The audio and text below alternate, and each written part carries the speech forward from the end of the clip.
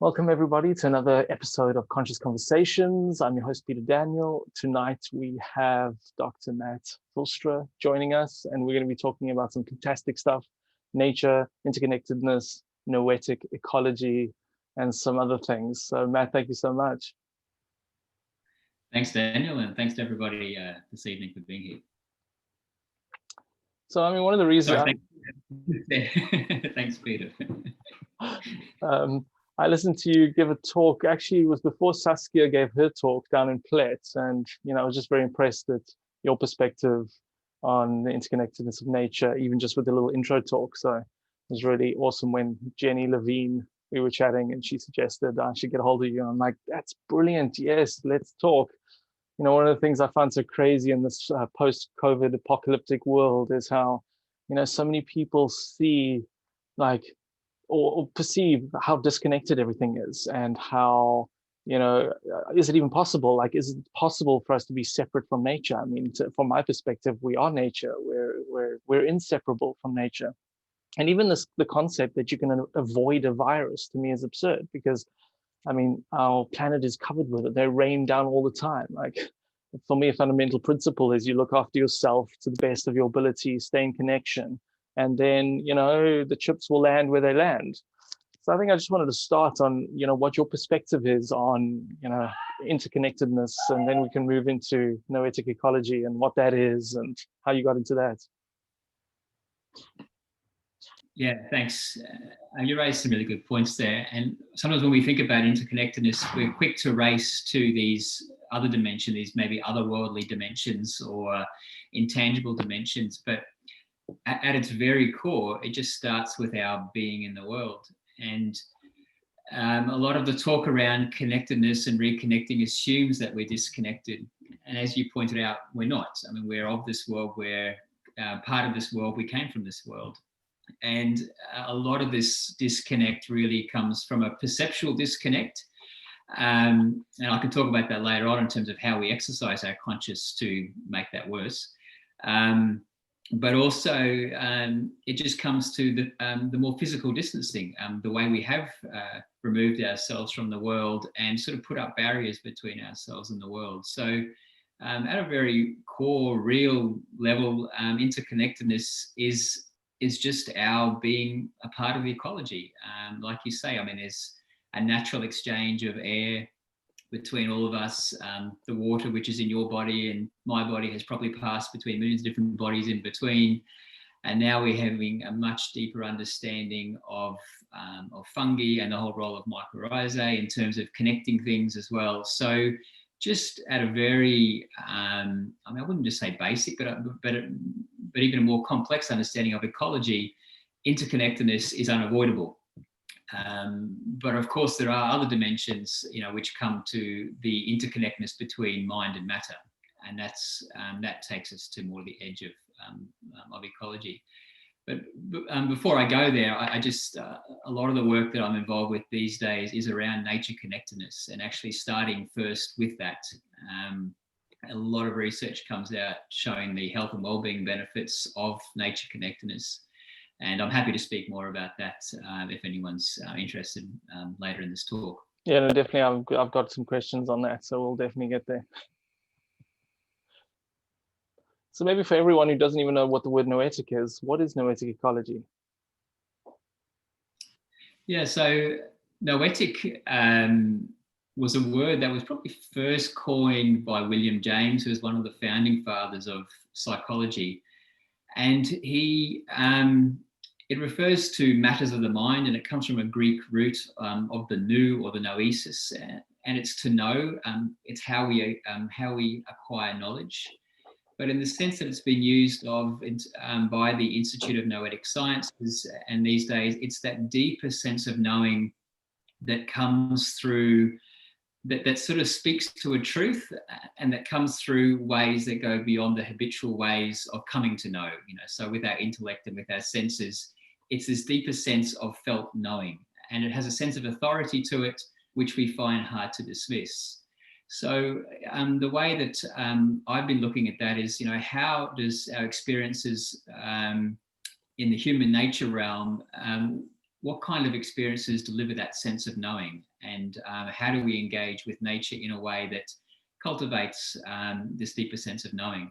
So if I mean, I myself am not associated with the Institute of Noetic Sciences. I voluntarily run a community group for them here in Southern Africa, on the Southern Cape, which is where I met you, Peter. And but I'm very much, I've attended their conferences. I focused quite a bit on their research, and I'm in touch with some of their staff on various matters. But I mean, they've been really at the edge of trying to understand these things that are at the edge of science. And when they talk about noetic, they're looking at all different ways of knowing. Everything from people who can access past lives, to channeling, to the role of intention on matter, be it plants, be it tea, be it chocolate. They've done all sorts of studies in that realm. So they're looking at those kind of interactions. Yeah. Sure. Okay. Wow. There's a lot there, which I suppose brings me on to the question on, quite often people consider nature as kind of mechanistic. It's just on a program and it runs and it doesn't have any sentience to it. So can you maybe comment on your perspective on whether nature is in fact sentient, and maybe what is sentience? Yeah. I should say that your previous interviewee, Dr. Saskia van Die, spoke very well to that idea, and I encourage people to watch that recording. But I mean, from my own perspective, there's no doubt, and this is traced quite clearly through a lot of literature and philosophical ideas, that we suck the sacred out of nature over the past few hundred years. And there was a sense, from our earliest human beginnings, that that nature was animistic, that it had, and that it was ensouled, that it had its own sort of presence. And through various key figures, the scientific Enlightenment and René Descartes and the Copernican revolution and all these sort of key moments, and then finally the Industrial Revolution, and now this sort of real splurge with the capitalist mindset. It has become just a resource. It has become a very materialist domain, where it's like, what can we get out of it? It's a collection of materials and bits and pieces. My PhD research looked at meaningful nature experiences, and which led to nature connection, and which led into the noetic ecology. But what I just want to say was, what I was very much focused on was people's lived experiences. And if you look at these meaningful nature experiences and you analyze enough of them like I did, there's little doubt that people have a very real experience of sentience, in the understanding that nature can see you and has, it's not like some sort of Socratic dialogue, but there's a shared awareness, these shared moments of awareness. And that's born out from these individual experiences, but also people who exhibit deeper connection with nature. They do interact, they engage, and they reflect on nature as being more than just this materialist realm. And the assumption with noetic science and with noetic ecology is that we're all interconnected, and it actually is happy to entertain I would go as far as say the assumption is that the materialist worldview does not explain reality. And there are now thousands of experiments to show that there is much more to the world than the materialist worldview. It's a very compelling one, and it works on a day-to-day basis, but it's not all it is. And we know from some very robust experiments that nature exhibits a kind of sentience, or at least there's a very malleable interaction between mind and the rest of the world. Sure, amazing. I mean, I suppose it takes 12 years of sitting behind a desk in a school, disconnected from the outside world, to, disconnect the intrinsic connection that we all have to nature. Yeah, 95% of human history, we were living as hunter-gatherers, very closely connected with nature. And And it's just only this very short, strange period of time, 5% of human history, where we're living quite an unusual existence. And we're remarkably adaptable as humans, but we should never lose sight of the fact that actually our body is primed and is blueprinted for the 95% of our existence where we co-evolve with an intimate relationship with nature. And much of our hunter-gatherer existence involved, sentient relationships with the more than human world. So if there's any wondering as to where mental illness and so many of our issues are coming from, I mean, it's multi-layered, but a huge part is this crisis in consciousness, the disconnect, and particularly the disconnect with with non-human nature. Sure, absolutely. And then you walk around today and everyone's spraying everyone with like toxic chemicals to disconnect them even more. Yeah, amazing. We've become very afraid of the living world, and that comes the further we get disconnected. And our standard education systems don't help at all. We still have these Victorian-like schools which we sit by in rows and are enclosed. It has its purpose. I don't wish to dismiss it entirely, but it's not. It doesn't ultimately create connected, thriving individuals who have an understanding of their relationship in the greater ecology. And I am surprised continually how much our relationship with the natural world just falls outside of everyday awareness. It's just this massive blind spot. You can read the best new health approaches in the world, the latest hacks and the latest apps, and nature is missing. Sure. I mean, I could argue that anything you're doing, if it's not in support of nature directly, is a ridiculous activity. Yeah. I mean, there are the bigger philosophical. Yeah. I mean, there are the bigger philosophical questions. Well, we are nature. Isn't everything nature? And yes, but we've manipulated what was nature to a point that it's become very distant from ourselves. So, and we're also remarkably anthropocentric. So as soon as we say we're all nature, that's true, but very quickly we will focus on ourselves. We're very much enamored with our own achievements, our own genius, our own creations, each other, and the opportunity to actually commune outside of our own species, or like every other species does, is really lost in everyday life. It's a lost art. Sure. Lost. So I suppose one of the beautiful things, and you do this is your work, is to reconnect people to nature in some meaningful way so they can have experiences again of that connectivity. I read a story of yours, of your dragonfly experience, and I found that particularly moving. I don't know if you want to be just giving us a short sharing of that. Yeah, thanks.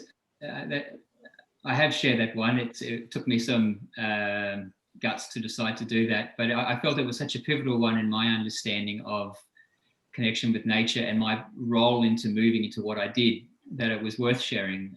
And it came over 15 years ago now. I was studying in the Netherlands, very much in an environmental science mindset, very rational at a pivotal time of transition in my life. And that's important to note with these sorts of encounters.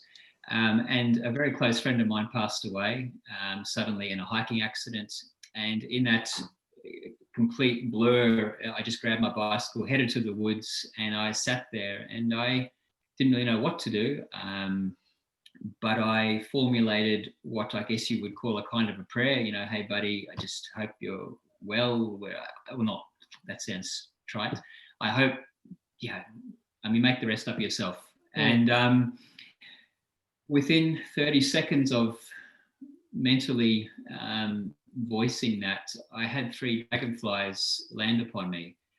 And it rocked me. It was just, although it felt a very natural part of the moment, but I had one land on my forehead, my shoulder, and my forearm, and I it was just such a cathartic sort of experience of being heard, of there being something else beyond, you know, this. The veil between worlds had suddenly become very, you know, transparent, and they stayed on me, and I was able to actually reach in and grab my camera, even before selfies were a thing, and take a photo of myself to sort of make sure that I remembered that I wasn't just sort of tricking my memory. And yeah, and I haven't had any experience like that similar, except one a year or so ago when I went on a bit of a fasting and medicine walk, as you might want to call it. And I was thinking about this very same moment, about not having seen dragonflies for a long time, and here was one around. And in that moment, as I was thinking about it, it came and landed on my hat and stayed with me for 5 minutes. I could even hike with it on my cap. And I mean, those experiences are just, I mean, you think you're delusional, you question it, you find all sorts of ways to try to justify it.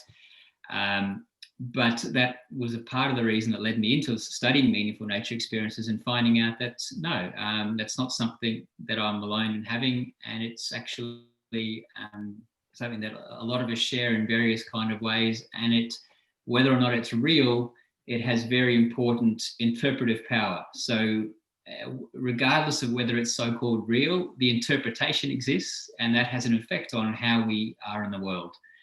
And that was how I approached my research, that never mind squabbles over if it's real, people's interpretation is important here. And so, yeah. Great, I mean, amazing, because that interpretation has an effect, and that effect, if it's connecting you more to the natural world, is profound. Yeah, and my research found that people who have meaningful nature experiences are more connected with nature, and those who are more connected with nature are exhibiting a range of pro-social behaviours, pro-nature behaviours, and you know, at this point in time, that's what we want. And you know, what differentiates nature connection or nature connectedness from, say, just contact with nature is that people exhibiting those traits are interrelating in the world with particular kind of worldview, but in a different kind of way. And so we say it's not just contact with nature, but it's the nature of the contact. And you know, you can just spend time outdoors with headphones on and go for a run, and that does a whole lot of good. It elevates mood and a whole lot of factors we all know. There's loads of research, but nature connection has a few, what they call it a modulating variable, but it has things that nature contact doesn't. And some of those are particular pro-social behaviours, pro-environmental behaviours or pro-nature behaviours. It supports what they call eudaimonic well-being, and eudaimonic well-being is more than just the hedonic well-being of feeling good, but it actually is about leading a worthwhile life, having autonomy over one's life, feeling a sense of purpose, and it's the kind of well-being is much better for us. And even perception of our body image, people who are more nature connected have a better appreciation of their body image. And I mean, there's loads more, and I'm not going to rattle up research, but obviously it's very close to my heart. Sure. So, I mean, another something that's quite popular at the moment on Netflix is Octopus Teacher, and you're a part of Sea Change project too. And obviously that shows nature connectedness in a way that, you know, sure, few people have ever experienced, let alone seen. How do you, you know, curate experiences for people to get them to connect to nature in this way? Or how would you suggest people, you know, connect to nature in this way? Yeah. Just on the Octopus Teacher, it's been so encouraging to see that being embraced the way it has. And it's interesting, I met Craig back in 2011 when I was doing my PhD research, and he was one of my interviewees. And just as he was embarking on the journey of diving every single day, and you know, what I know about Craig, I don't see him all the time, but he, like other people in this domain, do engage with nature intentionally. And so a key answer to your question is how we actually step into nature. I know it's creating a false false separation. But when we step outdoors and we go on a walk or we enter, where are we at inside? And so there's an important point there of just, I always encourage intentionality in how we engage with nature, whether it's setting an intention or looking at allowing the space for something to emerge, or a great place to start is just giving gratitude for the moment for that to happen. So that's one thing. But the other thing is how we cultivate our attention. So there's a couple of, and the intention and the attention are really key in this. And a very simple practice that most people in the nature connection realm would say is just sitting in nature and challenging yourself, say 3 times a week, to sit somewhere. It can just be on your stoep even, or just in your little patch, but somewhere that you can 3 times a week and just notice. And 20 minutes, and don't take the phone. A cup of tea, all right, but just sit and notice. And it gets difficult to begin with, but I can guarantee really change your life. But you start to notice things you hadn't noticed before, and you start to actually develop a relationship with that particular bird that comes through. And relationship, and important part is using the senses, keying into what sounds are actually going on around me right now. Is there a sense of alarm in the landscape? Is that bird scared about something? And you start asking questions and drawing out the curiosity, and all that starts to lead you into the layers. And I think that my octopus teacher, as it had to be curated hugely for Netflix, but it still sort of showed that idea that, Craig tried to take the sit spot idea underwater. And so he said, I'm going to go every day. And he went generally to the same spot. And so he started to notice things time and time again. And that's fundamentally the gateway. There's a lot more we can layer onto that, but that's the gateway. Sure, that's fantastic. So just get outside, go to the same spots, sit, observe, be at peace, and do that as often as you can. Yeah. And awaken the senses, not just the visual interaction, but, touch a few things, sense the scent, the sounds. And I also want to say that there was a chapter in the Sea Change book called Aimless Wandering, and that is a very powerful practice. So sit outside, but try not to clock watch. And what is a powerful practice is to go for a walk without a destination in mind or without a speed in mind. And aimless wandering, it comes across as being without purpose, but you be surprised what can emerge on those kind of outings when you do it intentionally and trying to do your best to pay attention. Sure. That's such a profound way of just being in the moment, not being on a mission. Yeah. Fantastic. Yeah. For those who are interested in some of the emotional regulation stuff around this and nervous regulation, there is a whole lot of physiology behind this as well. But we are, by and large, always on a mission, and that's can activate the dopamine, and that's a good thing. And we need that. Dopamine is useful, but we are really on a dopamine cycle these days, and social media has accentuated that in many ways. The whole way it's crafted is that when you refresh, you get a dopamine hit. So you have this dopamine, this activation, this sense of achievement when you go and hike, and it is good, it feels good, and it gets addictive. And then the other big part of our existence is sort of the fight and flight, the fear, the stress, and that's releasing cortisol, adrenaline, and stuff that we need to regulate, which isn't good for us a lot. Stress is part of our biology and our evolution, but it was always a peak, and then it came back to baseline, and we're not going back to baseline. So connection, which is associated with contentment, calm, and love, is is what releases the oxytocin.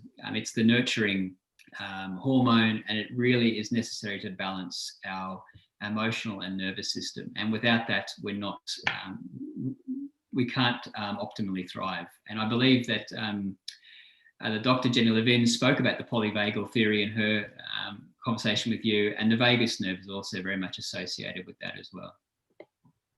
Absolutely. So beyond just breathing, to calm yourself down into rest and digest, connecting, and specifically connecting to nature will do something to your nervous system, which is beyond even that. I mean, oxytocin is such a profound hormone. It's, you know, it's forgetting oneself in connection. Yeah, and know that it's doing a lot more. I mean, I can, you know, talk about the other things, but it supports creativity. It's supporting, helps with ADHD and lowering stress, and particularly important at this time, it heightens immune function. Incredibly important. So, and the list goes on. I used to have a short list which I could rattle off if I was asked. The studies are coming out so much now that it's just like everything. So, you know, yeah. Amazing. I remember years ago, one of my shamanic teachers, drawing back on your gratitude process. Whenever you move into a space, particularly a space you haven't been in before, just pick something up from the environment, a stone, a leaf, and just hold on to it as you move through the space and pour all your positive attention into that thing, all your gratitude, all of your love. And then at some point in your journey through that environment, consciously gift it to the space. And I mean, I've just had such profound experiences doing that, because the space senses your intention always. And if you're just bombarding your way through it without taking any, you know, conscious awareness of the space, you know, it's just going to pass you by. There's going to be no meaningful interaction. Yeah. Yeah. Any field guide or any wildlife guide will tell you, well, they should tell you that, you know, animals in particular pick up on your sense of being. If you're fearful, your intention, but they tend to only go so far. And what you're alluding to is a subliminal space, which I am definitely happy to entertain, given the research and my own experiences, where, yes, it's not just the physiological factors of feeling fear or tromping through loud and creating ripple effects that go out through the landscape. There is something else that animals, and increasingly we're seeing research that trees and plants up on it as well, that picks up on our inner state of being, and you know, some of the research out of Noetic Sciences, our thoughts, and some of my most powerful experiences and synchronicities have been intimately linked to my thoughts, seemingly, you know, prompting something to arise out of nature that was like, sure, what happened then, you know, yeah, and not always positive. Exactly, watch what you're thinking, right? So I wanted to shift gear just a little bit into conservation, because a lot of your background is in conservation too. And I find it fascinating that you had a marketing background before that. So, you know, finding a way to actually market conservation, because it's mad that in today's world, so many people are still not activated in doing whatever they can to conserve their environment and, you know, do basic stuff like recycling and many other things. So, you know, give us perspective, like what is your view right now on, you know, climate change, for example? I just recently watched David Attenborough's new movie on Netflix. I found that quite inspiring, and what a testament in one life. How are we doing? I mean, the extinction paralysis that we see seems a bit insane. Yeah, look, it's not a pretty story. Yeah,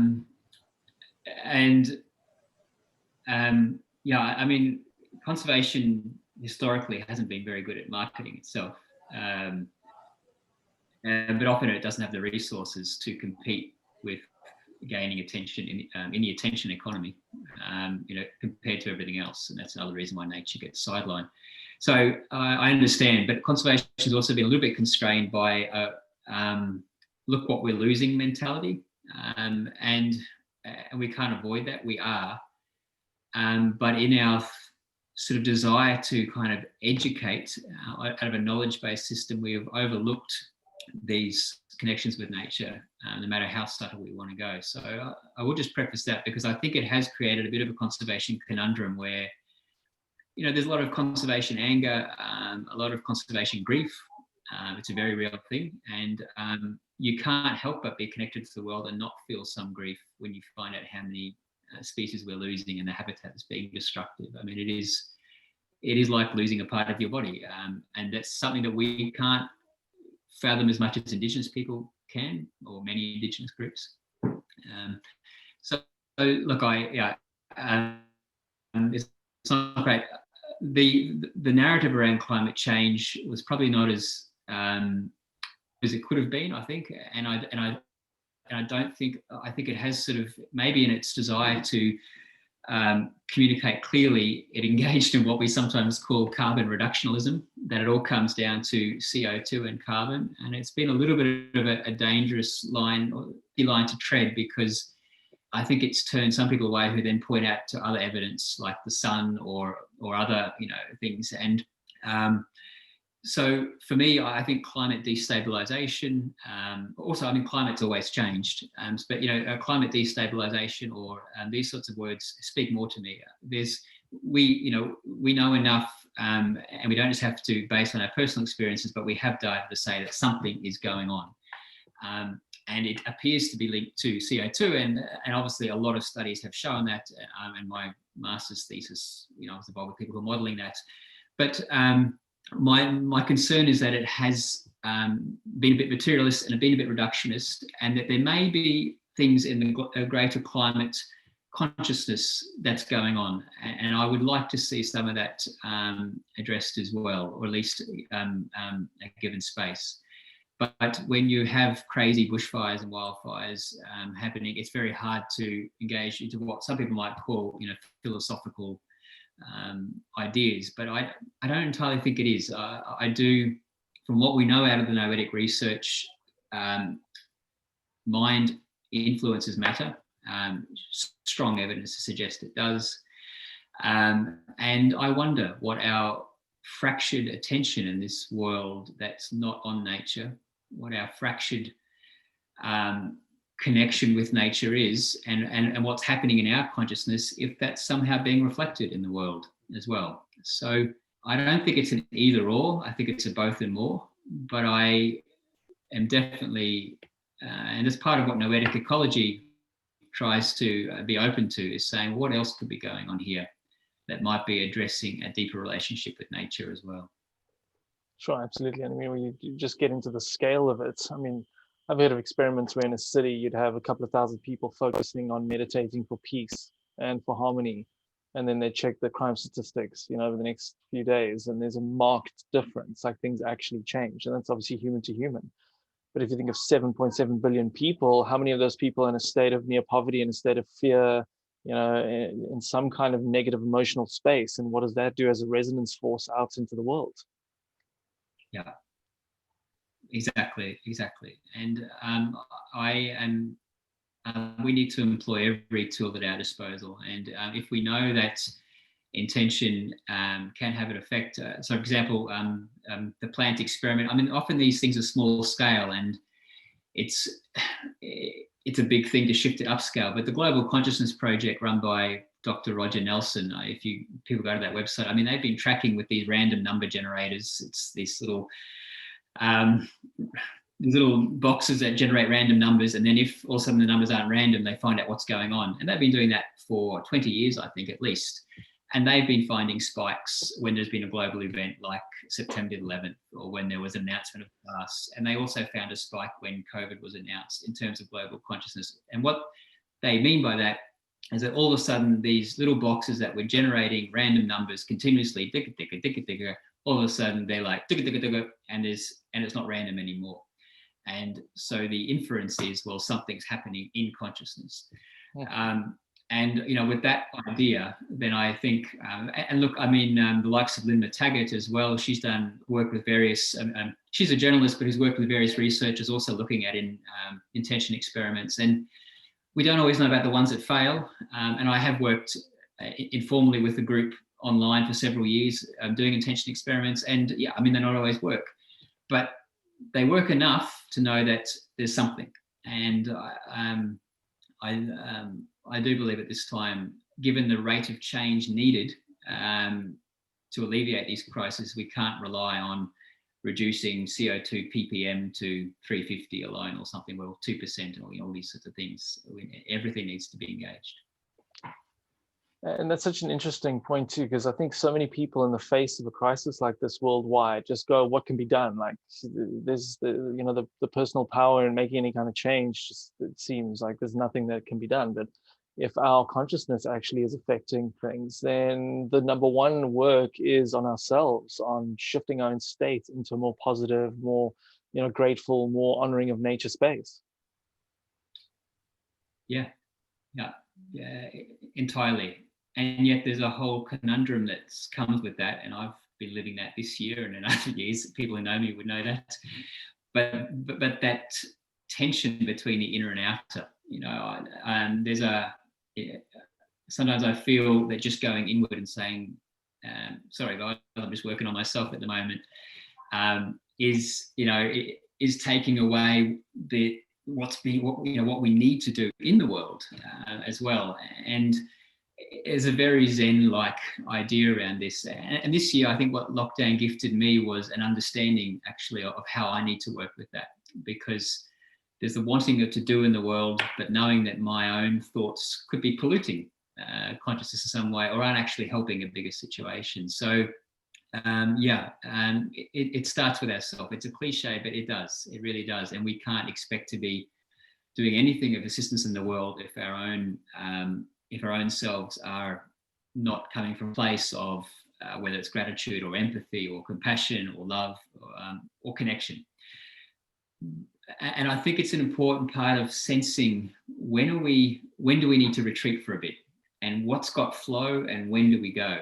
And that's, for me, is what I've really been trying to work with this year, is knowing there's stuff that needs to be done, but actually at the moment I'm not capable of doing that.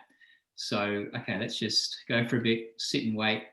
What's got flow, what's arising? Okay, now I'm going to go.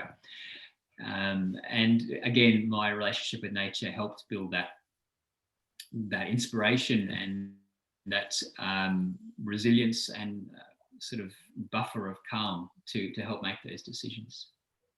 That's great. It takes us straight back to the beginning. You want to work on yourself. Maybe one of the most profound ways to do that is to just get into nature and have a meaningful experience of nature. It's going to be doing the work for you, in a sense. Yeah. And I mean, my research looked at what characterizes meaningful nature experiences for people. And in the beginning, I was very much obsessed. Well, maybe not obsessed. I was very focused on the idea of, well, how do we cultivate a meaningful nature experience? How do we create a peak experience? And came to the realization, well, you can't necessarily. I mean, you can. There are little cues you can, but it isn't going to necessarily work. And we can't just say jump from one peak experience to another. And I've met people who are they get a little bit down with the fact that they haven't had anything beautiful or uncanny or meaningful happen in nature for them for a bit. And so there is a danger in just going from that. And so what I came to really understand was the role of nature connectedness. And to use the garden metaphor, that is the ground which we need to prepare. And that is the ground of being that can allow meaningful nature experiences to happen more regularly, or ultimately that we live life as a meaningful nature experience, that there is really no sense of the on and the off. There always will be regressions, but so how do we prepare that ground of being? And that's where I was become more focused on the nature connection activities or hacks or whatever it is, the practices, the spaces to create that ground for meaningful nature experiences to happen.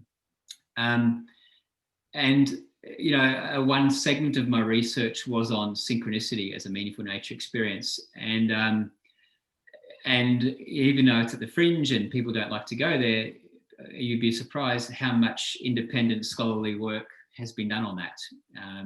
And it's been published, in books and in papers as well. And again, I took the idea, well, it's not just about, doesn't matter if it's real, it's experience. That was my approach. But what I did find is that people who have these experiences of synchronicity are likely to exhibit a higher sense of connectedness with nature, because that experience, in contrast to other meaningful experiences, somehow breaks down these boundaries between self and other. So there's a real felt sense of interrelatedness with everything, and you realize that actually, thoughts are things, and I'm somehow enmeshed in everything around me. I can talk more about that if anyone's interested. Sure. I mean, that's fantastic. And you kind of piqued our curiosity there with the hacks word. You seem to have some hacks up your sleeve. I mean, I just recently, a few months ago, watched Fantastic Fungi on, the interconnectedness of mycelium right under our feet. And obviously, Paul Stamets describes his first psilocybin experience where he was just hardwired into the matrix of the planet and changed his entire life. I'm not saying that's one of your hacks, but maybe give us some of your top ones that people can act on. Well, I mentioned the sit spot, which is incredibly important. So making that a daily practice. The one really beneficial thing that I found was having a nudge or a trigger in your daily life. And so what I mean by that is that some noise, preferably a noise that you're likely to hear at least half a dozen times a day. And it can be a mechanical noise, but better if it's something in your natural surrounds. But it could be a particular ringtone or something. Hardy dog when you hear, over. That's a great one in this area. That is a great one. Because you want to be able to take it into your urban environment as well if you are in the workplace. And it could even be the elevator going ding. And that is a real call to come to a sense of mindfulness, but actually then asking yourself and prompting yourself to notice nature. So what around me can I actually notice right now? So it's a call to notice and to pay attention to something, and then you can start to play with that as you go on. But in the beginning, just notice nature, and to be grateful for it is always a useful practice. But then you can start to say, well, what was the last natural sound I heard? Or which way is the wind blowing right now? Or if I was to give a name for that bird, you don't have to know the name of the bird, but if I was to give a name for that bird I'm hearing right now, what would I name it? Any little nudge to be able to start to direct your attention more toward non-human nature. And if in that moment it's not possible, well, just breathe, become aware of the aliveness in your body and your senses. And that's a hack that I'm sure many of your speakers would talk about. But I'm particularly interested in not being mindful of ourselves, but then taking that attention outward as well. That's a fantastic one. On this idea of consciousness, attention is critical. And if you look at consciousness as a state of awareness, we don't understand it yet, despite all the experience, despite all the studies and what have you. We know it's a biological phenomenon. We're not exactly too sure where it resides, how it comes about. What I just briefly want to say before questions is that consciousness is a product of experience. And consciousness has intentionality. So every moment of the day, we have a choice. Where are we willfully directing our intention and attention? And that takes cognitive resources to do that. So it's a choice. And we have to filter. And it's believed to be an evolutionary phenomenon that if we were totally in expansive consciousness all the time, it would be too overwhelming. So we have to filter. But we're bombarded now by so much stimuli and captivating stimuli, super stimuli, that we've cultivated this kind of inattention nature blindness, that nature is not forming a part of our everyday awareness. So, and what we know from a neurophysiological perspective is what we pay attention to strengthens the synapses, actually contributes to growth in the cortexes of the brain, and that's going to change the way that we see the world ultimately. It's going to pattern what we start to see. So these exercises are really trying to bring that back and ensure that nature becomes a part of our everyday awareness, of our moment-to-moment consciousness. Sure, that's profound. Yeah, if we're not aware of nature around us, we'll end up living in boxes all day long. Yeah, Sure. and we don't have predators anymore to keep us aware. Although walk certain streets at night, and we might. But in fact, I have to admit that one thing I did like doing in Plet, even though it's a sleepy town, but walking at night time is one of the few times where I do feel very heightened and aware. And it's not something I'd recommend, but it's that experience that you would find in the wilderness, but you don't actually get day-to-day basis. So you become numbed. But sometimes pushing that edge on perceived safety, I'm awake, I'm alive. My periphery is aware, and I do it deliberately, but there's something quite special in that, which is part of our being as well, in surviving in the landscape. Sure, absolutely. And then one of my favorites is also just immersion, particularly cold water immersion, because you're just so connected in that space. You have to be so present. Yeah, and there's a theory that might have had a big part of our evolutionary background, because we know that humans sort of came online in the Southern Cape. All the current evidence shows that we, as a human mind, and I'm so very fond of this place, having been here now going on to 14 years in this country. And the Southern Cape, this has been a huge part of our evolution, and quite likely swimming in the cold waters, foraging in the cold waters was a key part of that. So it was another aspect of why Craig did what he did, because it was reawakening the blueprint, if you excuse the pun. Wow, amazing. Sure. Well, Matt, we've gone through a lot of stuff. I want you to get back to your evening, and I'm getting in my car now, driving home too. So if anyone's got a question or two, now's the time. Otherwise, we're going to wrap it up. While you think about any questions, you guys can type it. Next week, we've got Kagiso Misimango on. I did an Instagram live with her a few months ago, and I enjoyed the chat so much that I thought I'd bring it back on. Her latest book, which I just received, is called How to Unfuck Yourself and Unfuck the World, which I thought was a fantastic title of a book. So I'm looking forward to chatting her. That'll be next Wednesday, same time, different place. I'll be home in Plet. And if anyone would like friends or family to watch this episode, it is recorded. We will have it on our website in the next couple of days, and all our previous episodes are on there, so you're welcome to look at those. It looks like we've done a great job. Everyone understands nature connection now. They're going to get outside, sit down, and connect in. Okay, there we go. Michelle's got something.